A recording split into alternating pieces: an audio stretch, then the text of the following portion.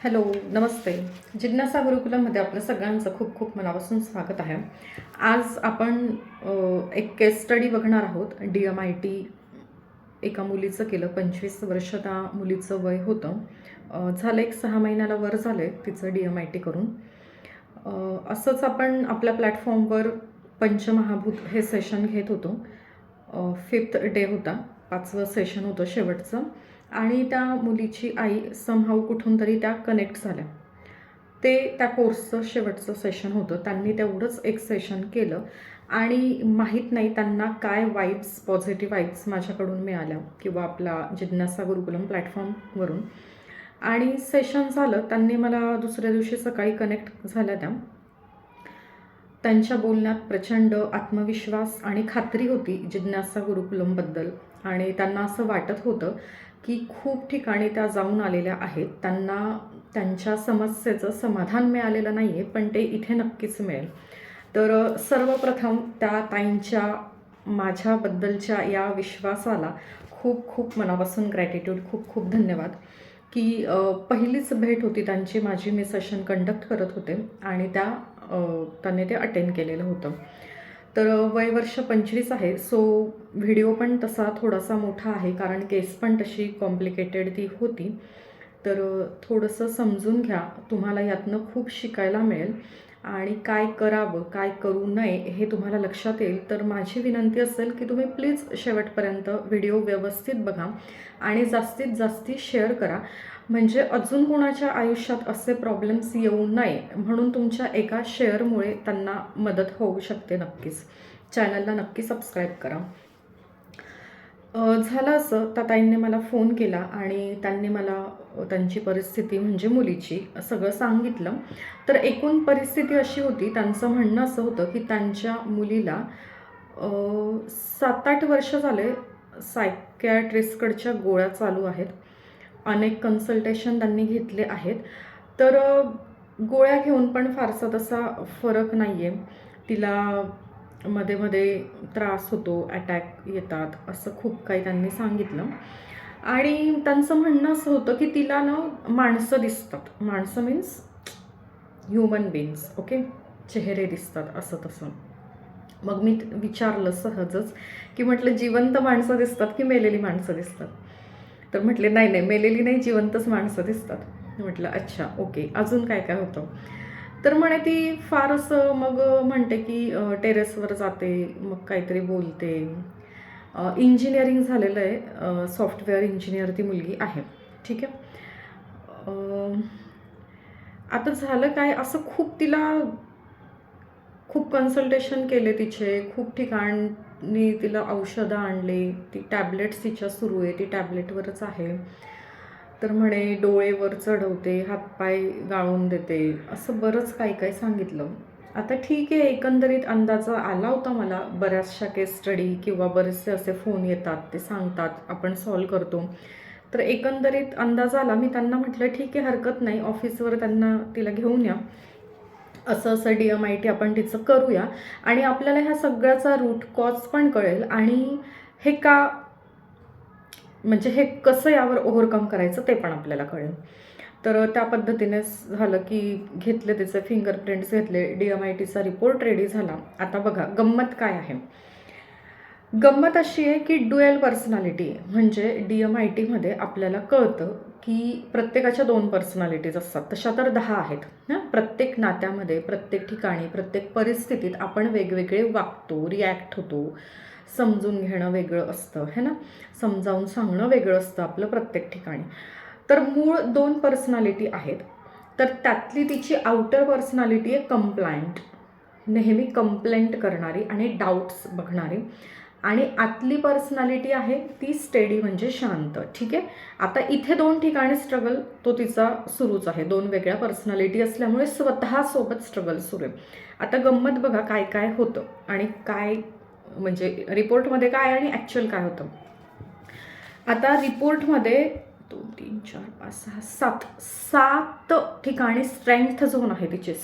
10 पैकी मेंदूचे 7 कप्पे स्ट्रेंथमध्ये एवढे कुणाचेच येत नाही. 3-4, 10 पैकी 3 किंवा 4, कधी कधी 5. हिचे 7 कप्पे स्ट्रेंथ झोनमध्ये आहे, म्हणजे तिच्यामध्ये खूप क्षमता आहे आणि त्या क्षमतांचा वापर होत नाही आहे योग्य ठिकाणी, योग्य पद्धतीने, योग्य वेळेला. बस क्षमतांचा वापर करा ना. तुमच्या मुलांमध्ये ज्या क्षमता आहेत त्याचा योग्य पद्धतीने, योग्य ठिकाणी, योग्य कारणासाठी जर व्यवस्थित उपयोग झाला तर असे कॉम्प्लिकेशन्स कधीच येत नाही. 7-8 वर्ष झाले ती गोळ्या घेते. आता त्यांचं म्हणणं काय म्हणजे असं झालं की 12वीत ती असताना, 11वी की 12वीत असताना आई खूप आजारी पडली. आता काय झालं, आईच्या आजारपणाचं तिने फायदा करून घेतला. आता कसं आणि काय बघा, लक्ष देऊ नाही का. 10वीपर्यंत खूप छान, अबव 85 तिला मार्क्स असायचे. ओके, खूप हुशार, सगळं काही छान. पण असं झालं की 11वी आणि 12वी तिला खूप जड जायला लागलं. 11वी 12वी सायन्स तिला खूप अवघड जायला लागलं आणि इमोशनल कोशंट खूप स्ट्रॉंग आहे. ओके, आपल्याला DMITमध्ये कळतं इमोशनल कोशंट म्हणजे भावनांक, CQ म्हणजे क्रिएटिव्ह कोशंट, IQ म्हणजे इंटेलिजंट कोशंट आणि AQ म्हणजे ॲडव्हर्सिटी कोशंट म्हणजे प्रतिकूल परिस्थितीला कसं सामोरं जायचं. ठीक आहे, आता झालं काय की तिचा CQ आणि EQ, क्रिएटिव्हिटी आणि भावनांक खूप जास्त स्ट्रॉंग आहे. मेंदूतल्या 10 कप्प्यांपैकी जो इमोशनल कप्पा आहे तो पण खूप जास्त स्ट्रॉंग आहे. 10वीपर्यंत मार्क्स खूप चांगले होते. 11वी 12वी तिला सायन्स घेतलं, जे तिच्या स्ट्रेंथ झोनमध्ये नाही आहे. म्हणजे जे 3 लोअर झोन आहेत त्यातलं ते एक आहे. मग तिला ते 11वी 12वी सायन्स झेपत नव्हतं. आईच्या आजारपणाचा फायदा असा घेतला की आईमुळे मी डिस्टर्ब आहे, माझा अभ्यास होत नाही, असं तसं तसं खूप काही काही केलं. त्या पिरियडमध्ये मला वाटतं लॉकडाऊन होतं. आता त्या पिरियडमध्ये लॉकडाऊन असल्यामुळे व्यवस्थित रेग्युलर कॉलेज लेक्चर्स, ट्युशन्स नाही झाले आणि सोशल मीडियाच्या माध्यमातून एका मुलाशी ओळख झाली. नेमका तो जवळपासचा शेजारचा निघाला. त्याच्याशी चॅटिंग वगैरे सुरू झालं आणि मुलीची लहान बहीण तिच्या लक्षात आल्यावर तिने सांगितलं की नको, सावध राहा. मग ते समहाऊ कुठेतरी ते ब्रेक झालं. आता नंतर असं झालं की सोबत मैत्रिणीसोबत अभ्यास करत असताना मैत्रीण सारखं तिच्या बॉयफ्रेंडबद्दल सांगत होती. आता आणि अशा पद्धतीने सांगत होती की हिला असं वाटायला लागलं की मला पण बॉयफ्रेंड असावा. 11वी 12वीतली गोष्ट आहे. ठीक आहे, मुलीचं आत्ता इंजिनिअरिंग पूर्ण झालेलं आहे. आईच्या आजारपणाचा फायदा इमोशनली करून घेतला. त्याच्यानंतर जे सोशल मीडियाच्या थ्रू मुलाचा कॉन्टॅक्ट झाला तिथे ते सगळं झालं, म्हणजे चॅटिंग आणि इमोशनल कनेक्शन ते झालं. त्याच्यानंतर मैत्रिणीसोबत अभ्यास करताना आत्ताचं जे कल्चर आहे, गर्लफ्रेंड बॉयफ्रेंड म्हणजे असतातच, ज्याला नसतात त्याला नावं ठेवली जातात. मग मैत्रिणीने असं सांगितल्यामुळे ती भावना अजून वाढत गेली. अभ्यास झेपत नव्हता कारण सायन्स आणि त्यातल्या त्यात सॉफ्टवेअर इंजिनियर हे तिच्या स्ट्रेंथ झोनमध्ये नाही आहे. मग ती स्ट्रेस लेवल अभ्यासाची वाढत गेली. पण इमोशनल कोशंट आणि क्रिएटिव्हिटी खूप जास्त आहे. मग आता झालं काय की ती ना स्टोरीज तयार करायला लागली, म्हणजे मनातल्या मनात स्टोरीज तिच्या तयार व्हायला लागल्या. म्हणजे कशा बघा, एकता कपूर माहिती सगळ्यांना, एकता कपूरच्या सिरियल्स बघतात है ना, तर अशा पद्धतीची तेवढ्याच असते हायर लेवलचा तिचा CQ आणि EQ आहे. मग आता ही स्ट्रेंथ आहे, ह्या स्ट्रेंथचा योग्य ठिकाणी उपयोग होत नाही आहे.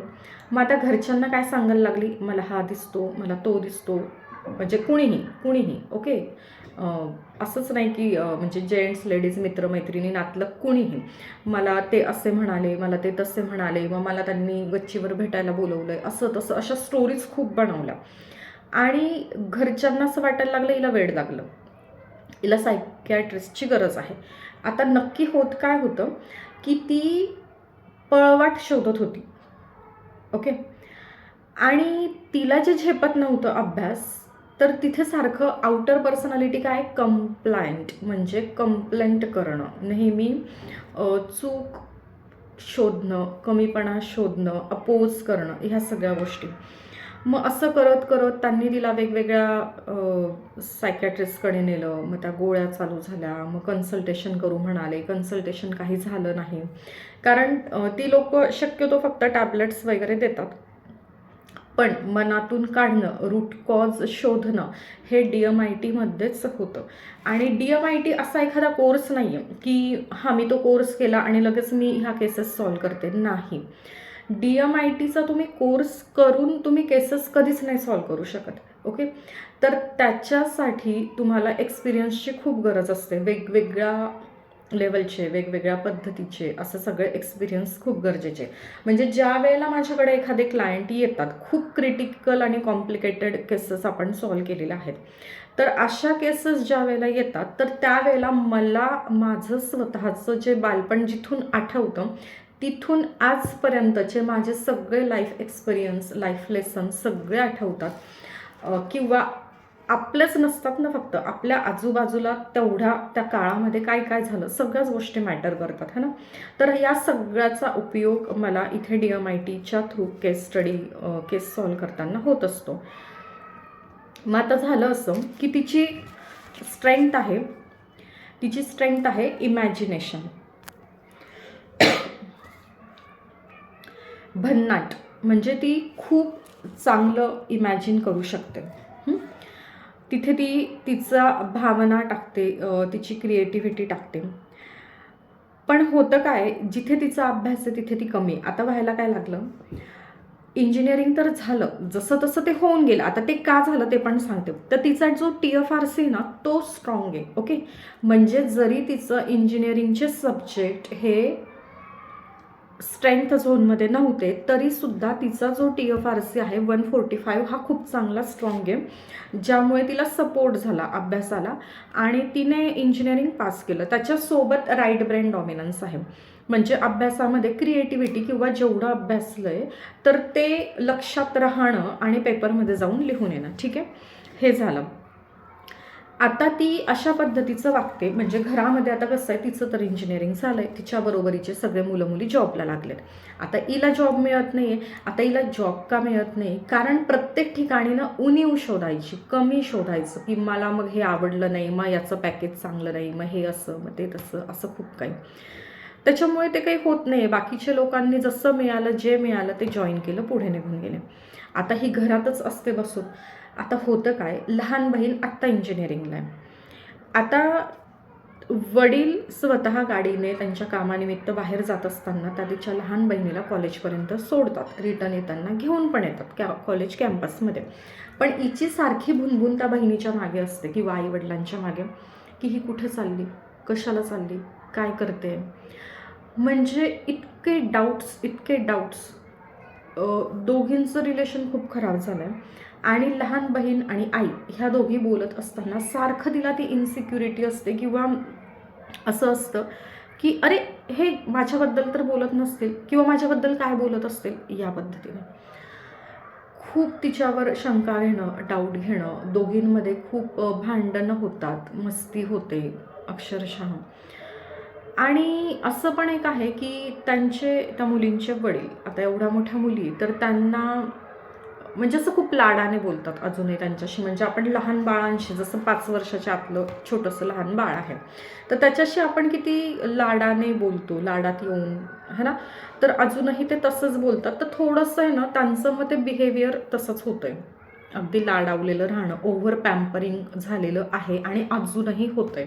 ठीक आहे, तर असं डाऊटफुल पर्सनॅलिटी झाली. आता बघा, हे जर तिच्या आईवडिलांना आधीच माहिती असतं की हिची पर्सनॅलिटी अशी आहे, तर पॉझिटिव्ह पॅरेंटिंग कसं करायचं हे जर लहानपणीच त्यांचं ठरलं असतं, त्यांना हा प्रॉब्लेम आला नसता. म्हणजे डाऊटफुल नेचर तिचं इतकं जास्त वाढलेलं आहे की त्याचा तिला तर त्रास होतोच आहे, पण पूर्ण फॅमिलीला सुद्धा त्याचा त्रास होतो आहे आणि स्वतःसोबत स्ट्रगल सुरू आहे. आता समजा तिला खूप आधी कळलं असतं की माझ्या स्वतःच्या अशा 2 पर्सनॅलिटी आहे आणि मी याच्यावर ओव्हरकम कसं करायचं, याला मी टॅकल कसं करायचं, है ना. आता बघा, EQ CQ जास्त असल्यामुळे ती सीन क्रिएट करते आणि EQ कमी आहे, ॲडव्हर्सिटी क्वेश्चन कमी आहे, म्हणजे प्रतिकूल परिस्थितीला सामोरं जाणं हे तिच्यामध्ये कमी. मग ती काय करते की असं सेंटर ऑफ अट्रॅक्शन होण्याचा ती प्रयत्न करते. म्हणजे ना सगळ्यांचं लक्ष माझ्याचकडे असावं, असं काही वागते, असं काही बोलते, असं काही करते की सगळ्यांचं लक्ष माझ्याचकडे असावं, सगळ्यांनी मला पॅम्पर करावं, है ना. तर पूर्ण फॅमिली तिच्यामुळे खूप डिस्टर्ब आहे आणि तिचं आता प्रायोरिटी आहे की मला बॉयफ्रेंड हवा आहे आणि मला जॉब हवा आहे. ह्या 2 गोष्टी मला हव्या आहेत. ठीक आहे. आता म्हटलं त्यातल्या त्यात आधी काय हवं आहे तुला? तर आधी जॉब हवा आहे. म्हटलं मग बॉयफ्रेंड हवा आहे तर मग डायरेक्ट लग्न का नाही? तर आजकालचं कल्चर की नाही आधी समजून घ्यायचं आहे, है ना, हे सगळं. तर बघा आईवडिलांनी स्वतः यावर विचार करा की आपली मुलं मोठी झाल्यानंतर असे कॉम्प्लिकेशन्स, असे प्रॉब्लेम्स येतात कारण सोशल मीडिया किंवा जे काही मूव्हीज आणि सिरियलमधून जे काही प्रेझेंट केलं जातं आहे ते सगळं. मग आपल्या मुलांना काय बघू दिलं पाहिजे, काय नाही बघू दिलं पाहिजे, हे लहानपणापासून तुम्ही ठरवलं पाहिजे. किंवा आपल्या मुलांच्या पर्सनॅलिटीज काय काय आहेत आणि कुठल्या पर्सनॅलिटीला कसं सांभाळून घ्यायचं आहे, त्यांचे कुठले क्वेश्चन जास्ती आहेत, कुठले क्वेश्चन कमी आहेत, स्ट्रेंथ काय. आता बघा ना 10 पैकी 7 एवढं स्ट्रेंथ नाही आहेत कोणाच्या.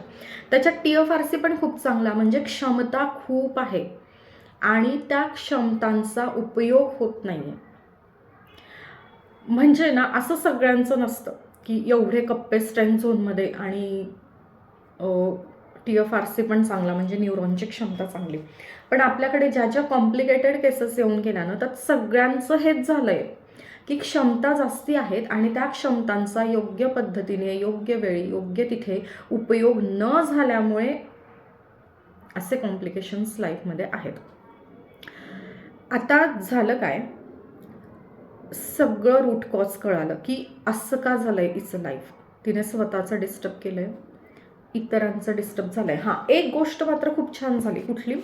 तर जे गेली 7 ते 8 वर्ष, मला वाटतं 7 वर्ष तिची जी गोळी सुरू होती सायकॅट्रिस्टकडची, तर इथल्या एका सेशननंतर ती गोळी बंद झाली. आता ती गोळी एका सेशननंतर का बंद झाली? कारण सेशनमध्ये तिला स्वतःला क्लॅरिटी आली की माझ्या स्ट्रेंथ काय आहे, माझे विकनेसेस काय आहे आणि मी काय करते, मला गोळीची गरज का पडली हे तिचं तिला कळालं. तिला गोळी का सुरू झाली? तर तिने काय केलं, सीन क्रिएट केले. जसं एकता कपूरची सिरियल असते है ना, मला हा दिसतो, मला तो हे म्हणतो, हिचं असं तिचं तसं है ना, असं व्हिज्युअल्स तिने क्रिएट केले आणि घरात ते सांगायला लागले की मला असं असं दिसतं. आणि मग तिला कधी होमिओपॅथिककडे नाही, कधी आयुर्वेदाकडे नाही, कधी ॲलोपॅथी दे, कधी सायकॅट्रिस्टकडे नाही, असं करत करत आहे ना त्यांचा वेळ खूप वाया गेला. आणि तिची नीड काय होती लक्षात घ्या, तिची गरज काय होती, तर तिला इमोशनली समजून घ्यावं. ओके, तिला भावनिकदृष्ट्या समजून घ्यावं आणि तिच्या क्रिएटिव्हिटीचा उपयोग व्हावा. ब्रेन काय करतो, कुणाचाही ब्रेन, बुद्धी, विचार काय करतात, त्याची गरज तो ब्रेन बरोबर भागवतो. ओके, मला मिळतंय का, ठीक आहे पॉझिटिव्हली, नाहीतर निगेटिव्हली ती कामं तो ब्रेन करून घेतो. हे सायन्स आहे. ठीक आहे. मग तिला ते पॉझिटिव्हली नोकरीच्या निमित्ताने, व्यवसायाच्या निमित्ताने तिची क्रिएटिव्हिटी नाही वापरली गेली, मग ती या पद्धतीने, तर सेंटर ऑफ अट्रॅक्शन ती व्हायला लागली आणि सगळ्यांचं लक्ष आकर्षित करून हे करायला लागली. तर तसं पण तिच्या एका फिंगरवर ते पॅटर्न आहे. मग होतं काय की ज्या वेळेला आपल्या मुलांच्या क्षमता किंवा त्यांची पर्सनॅलिटी याचा आपल्याला अंदाजा नसतो त्यावेळेला हे कॉम्प्लिकेशन्स येतात. आता जर तिच्या लहानपणी तिच्या आईवडिलांना कळलं असतं की ह्या स्ट्रेंथ आहे आणि ही स्ट्रेंथ या ठिकाणी अशी वापरली जाते किंवा तिची गरज आहे तिला भावनिकदृष्ट्या समजून घ्यावं, तर तसं त्यांनी समजून घेतलं असतं है ना, तर ते नाही झालं.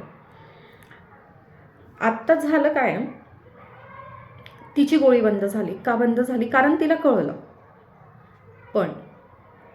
पण पूर्णपणे तिला, म्हणजे तिच्या फॅमिलीला जो अपेक्षित रिझल्ट आहे तो नाही दिसत आहे. का नाही दिसत आहे? कारण तिची पर्सनॅलिटी कंप्लायंट आहे. मग ती कशी वागते, तिला ती सवय झाली आहे 25 वर्षापासून. कशी सवय झाली आहे की नेहमी प्रत्येकाकडे कंप्लायंट म्हणूनच ती बघते. म्हणजे याला नावं ठेव, त्याला नावं ठेव, याच्याबद्दल कंप्लेंट कर, त्याच्याबद्दल कंप्लेंट कर, याच्यातच उणीव काढ, त्याच्यातच उणीव काढ. अशीच सगळं ती वागते. म्हणजे तिला त्यातनं बाहेरच यायचं नाही आहे. म्हणजे जे तिला पॅम्पर केलं गेलं आहे, तिला जे सेंटर ऑफ अट्रॅक्शन तिने मागितलं आणि तिला ते दिलं गेलं, तर तिला त्याचीच सवय झाली, तिला तेच हवंसं आहे. म्हणजे खूप लोक ना अशी असतात आमच्याकडे येणारी, की त्यांना ना त्यांचं म्हणणं असतं की आम्हाला सोल्युशन द्या किंवा रेमेडी द्या. बरं ठीक आहे, आपण दिलं तर त्यावर काम नसतं करायचं, पुन्हा पुन्हा फोन करून तोच त्यांचा प्रॉब्लेम सांगणार आणि तो प्रॉब्लेमच तुम्ही गोंजारत बसा. म्हणजे त्या प्रॉब्लेमवरच त्यांना बोलायचं असतं, त्या रेमेडीजवर, त्या सोल्युशनवर काम नसतं करायचं. ते प्रॉब्लेम कुरवाळणं हेच त्यांना आवडत असतं.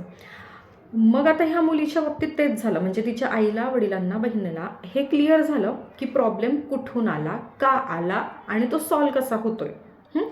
पण तिला तो सॉल्वच नाही करायचा आहे, कारण तिला तेच आवडतंय. गेली 25 वर्ष तिला जे मिळालंय पॅम्परिंग, है, तर तिला तेच आवडते, तिला तेच कंटिन्यू ठेवायचं आहे, कारण कंप्लायंट पर्सनॅलिटी आहे, है ना. तर मग असं पण असतं की पुढे जाऊन आहे ना, म्हणजे तिला हे कळतंय मी स्वतःचं नुकसान करते, माझ्यामुळे मी माझ्या फॅमिली मेंबर्सला त्रास देते, तिला हे पण कळतंय. पण त्यातनं ती बाहेर नाही पडू शकत आहे, कारण ड्युएल पर्सनॅलिटी आहे. तर स्वतःसोबतच खूप स्ट्रगल सुरू आहे. पण हेच जर तिला तिच्या लहानपणी कळलं असतं, म्हणजे तिच्याऐवजी तिच्या आईवडिलांना कळलं असतं, तर तिची पर्सनल पॅरेंटिंग स्टाईल त्यांना कुठली वापरायची आहे यावर त्यांना काम करता आलं असतं, है ना. तर आत्ता सडन चेंज होणं पॉसिबल नाही आणि आता टोटली तिच्या हातात आहे की तिने कसं वागलं पाहिजे, कारण सगळ्या गोष्टी क्लिअर आहेत, है ना. तर रेकी काय असते माहिती का, की ज्या वेळेला आपण आपली स्वतःची मदत नाही करू शकत, त्यावेळेला आपण एक्सटर्नल एका फोर्सची हेल्प घेतो आणि तो आपल्याला क्युअर करतो, हील करतो. आता हे पण सांगून झालं, पण नाही करायचं. आता आईचं म्हणणं आहे की तिला एक क्रिस्टल घालायला देऊन टाका, ती बरी होईल, है ना. पण तिला बरं व्हायचंच नाही आहे. तिचं म्हणणं काय आहे की मला तुम्ही असंच पॅम्पर करा, मला असंच कुरवाळा, मी असंच याला नावं ठेवणार, त्याला कंप्लेंट करणार, असं सगळं, है ना. आणि सगळं ती क्रिएटिव्हिटी ती घरातच वापरते. मग म्हणजे ही जर क्रिएटिव्हिटी तिने कुठे योग्य ठिकाणी वापरली तर खूप काही चांगलं तिच्या आयुष्यात होऊ शकतं. म्हणजे तिनं नावारूपाला येऊ शकते. Sky is the limit. 8 ठिकाणी स्ट्रेंथ असणं मजाक नाही आहे, जोक नाही आहे. एवढं कुणाला मिळत नाही. म्हणजे DMITमध्ये ह्या केस स्टडीला ना गॉड गिफ्टेड किड, गॉड गिफ्टेड हा पर्सन आहे असं म्हटलं जातं. सो खूप तळमळीने मी तुम्हाला सांगते, खूप स्ट्रगल सुरू आहे आईचा, वडिलांचा, है ना. आणि तिला त्यातनं बाहेर यायचंच नाही आहे.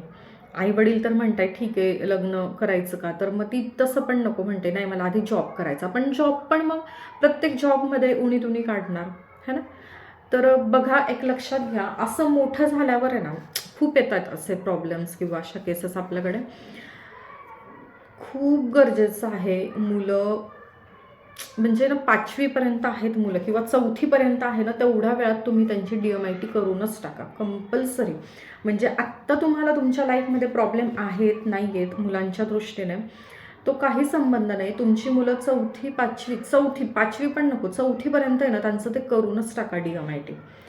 अजून भरपूर केस स्टडीज मी तुम्हाला सांगत जाईल, ठीक आहे. काल एक शेअर केली होती, आजची हे एक झाली.